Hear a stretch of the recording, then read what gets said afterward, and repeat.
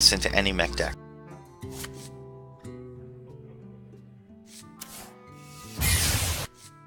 Alright, we're good to go to open some more packs now. Like I said, we're probably going to be opening packs. We may or may not break for lunch. And then after that, we're going to start building some decks in Street. We'll get into that play because Saturday, it's Saturday. And people are playing the game. And, ooh, Cobra Shot. These are good cards. I already have one of them. It's good that we have two now because you can deal 3 damage to an enemy, to a minion and an enemy hero. So that's really good. These guys I like. I've already made 2 of them. So now he becomes fodder, but they're good. Considering your Warlock is his ability deals you damage, and there are other things that deal damage in the Warlock set. This is pretty good. But I can't see. Ooh, this rare is really good too. I like this one for secret deck. But like I said, just because you have the floating Watcher doesn't mean you can continuously deal yourself damage. Because right now it's just at the perfect level where a priest can't touch it with his spells. But if it goes 5 or more, a priest can easily just drop a 3 casting cost spell and kill this guy. As well as other classes have instant kills. If you're facing a mage, you want to get it over 6 so that they can't just blast it with spells and things like that. So if you're hurting yourself too much, you might want to be careful how you use it. And if we get into some play with it, and we'll discuss that as we're going along. Alright, let's cross our fingers for some more legendaries. There's a rare, we got another Implosion. Whirling Zip-O-Matic. Ooh, another Vitality Totem. This is a good card. I really like it. If you bury that behind Taunt, it's going to be very hard for people to come through and kill it without direct damage sometimes, if you have good enough Taunt to bury. Alright, we're getting some really good fodder here. Ship's Cannon, I already have one, so this is going to be very good for us to build pirate decks with. I've seen some really nasty rogue pirate decks that use Ship's Cannon and stuff like that. Goblin Blast Mage, I have not seen this card yet. 5/4 Mage, Battle Cry, if you have a mech, deal 4 damage, randomly split among all enemies. That's pretty cool.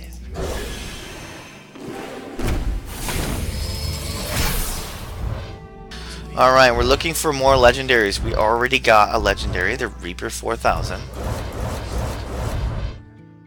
Flying Machine. We've got some Glaive Zuka. Siege Engine. Very good warrior card.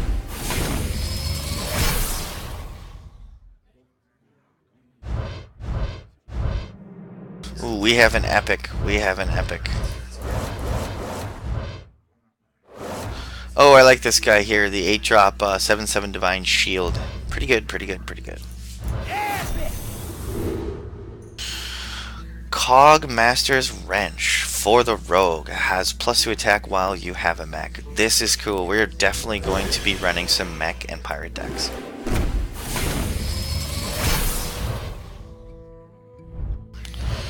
Alright, let's see. This is a regular pack. I like Felon's Chosen, it's pretty good.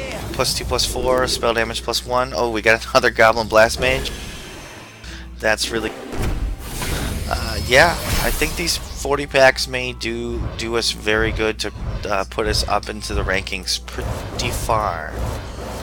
And then we're going to rely on strategy and a little bit of design mechanics to try and get ourselves into the higher rankings.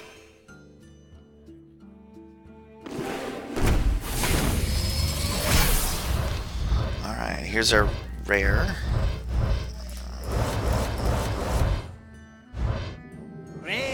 I keep getting these guys, these are cool. Oh, another Fel Cannon. Alright, we're burning through, we're at 16. Once we hit 15, we're going to go back through our stuff, and we're going to keep it nice and tidy.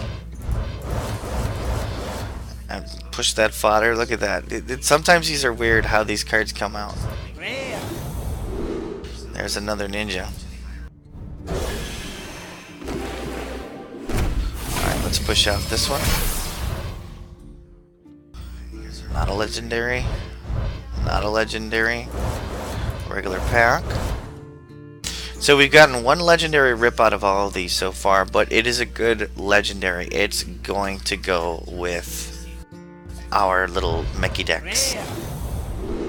Another Blast Mage. Alright, we're at 15. We're going to go back. And we're going to go into the Goblins versus Gnomes set. Clean it up a little bit.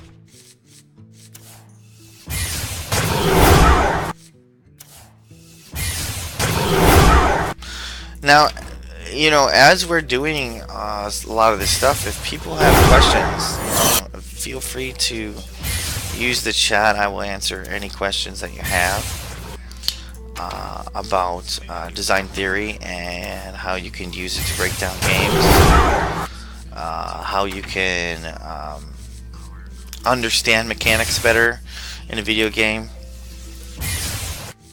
Especially in CCGs, because that's obviously what we're catering to. It's all about reading the card, and understanding the setting that you're using it under. So this is a shaman card. You need to understand the shaman. So you have to play the shaman, or you have to have played the shaman, and you have to kind of have a little bit of an understanding what the shaman can do and what they revolve around. And, you know, like I said, if you guys don't have that ability, ask. I will tell. We'll let you know how to do it.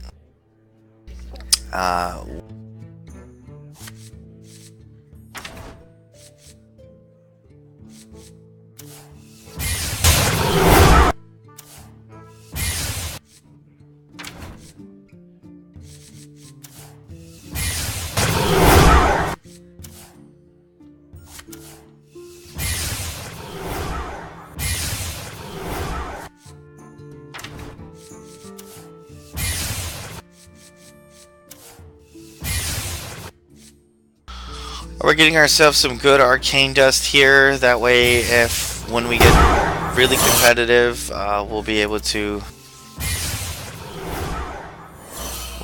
go ahead and get those cards that we want. Well, I'm going to say that we need, because there's probably a ton of cards that I want that I don't need. So.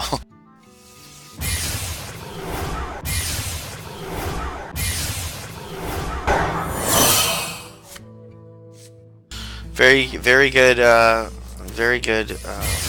fodder going on around here. There we go. We're just cleaning it up as we go.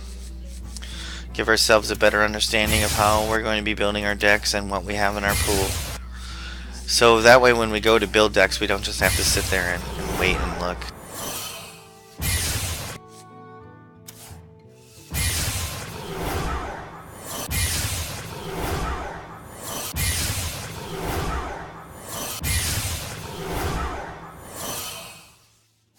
So you guys know, busting up for dust is a very important process in this game, simply because you can fashion these cards.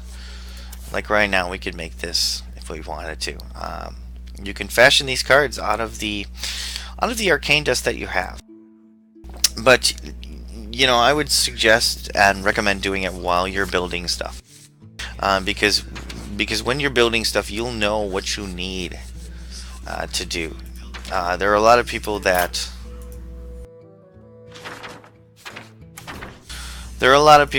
go ahead and like I said, play one class during this game.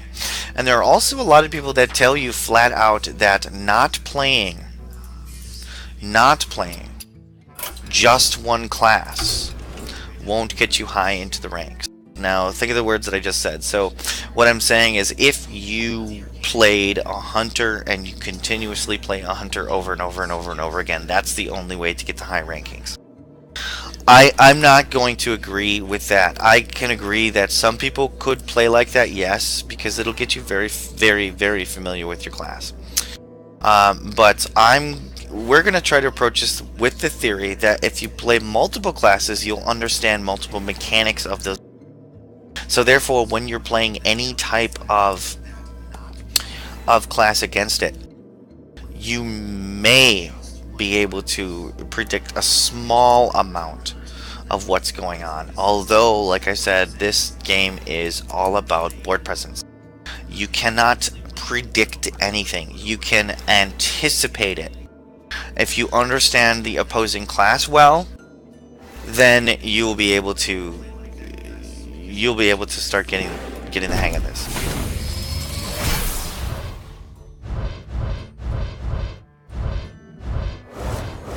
Golden comment. Ooh, we got a golden Shrinkmeister.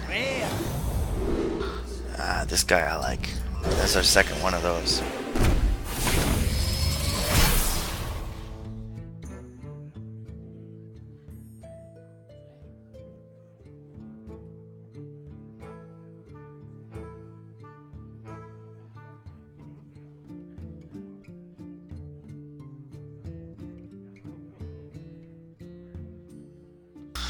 Alright, so it looks like people can hear me. That's good. I can hear me. I'm on the channel too. It's kind of weird hearing my voice coming out of the computer next to me while looking at the guitar or talking into the computer in front of me. It's kind of weird, not gonna lie. Once we get to 10, we'll clean it up again. Ooh, epic. You guys have not heard me get excited about the Reaper 4000 when I pulled them, so. Alright, we got the Mech Bearcat. I have not seen this yet at all in play, nor have I pulled one of these. 6 drops, 7/6 whenever this minion takes damage, and add a spare part card to your hand. That is really cool. Spare parts, which I haven't seen all of yet. And there's a reason for this. I don't necessarily go ahead and look at all this stuff that's going to come out in release. 1, I like to be surprised. 2, I like to, in the moment, read the card and try to understand how it works during that time. That, to me, makes me a better player. When I started playing Magic, that was the case. When new sets come out in Magic, that's the case. When you draft, that's the case. If you don't actually understand how to play a card, just reading it's not going to help you. You got to play this card and understand what circumstances you need to play this card under in order to, get better at what you're doing. What's our epic here? Echo. Ooh. Put a copy of each friendly minion into your hand. That's cool. That is really cool.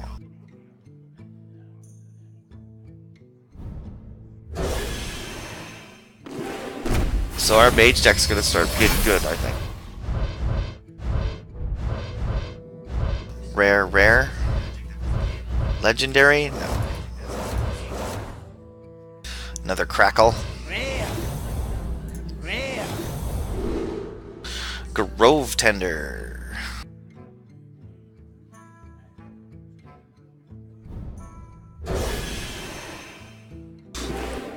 Alright, we're down to 10.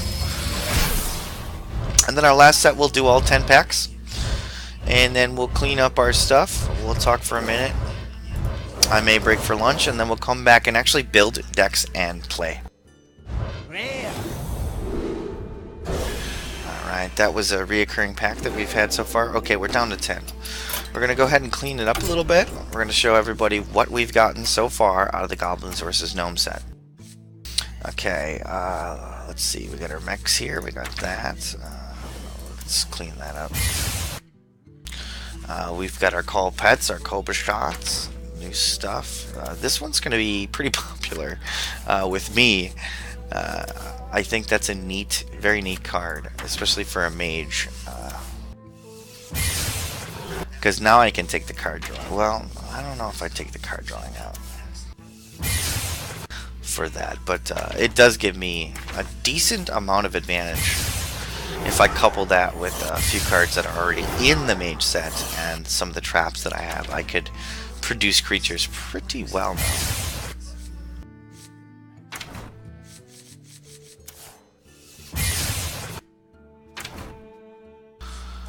Alright. we're just looking at some of the spread that we've gotten already from this new set.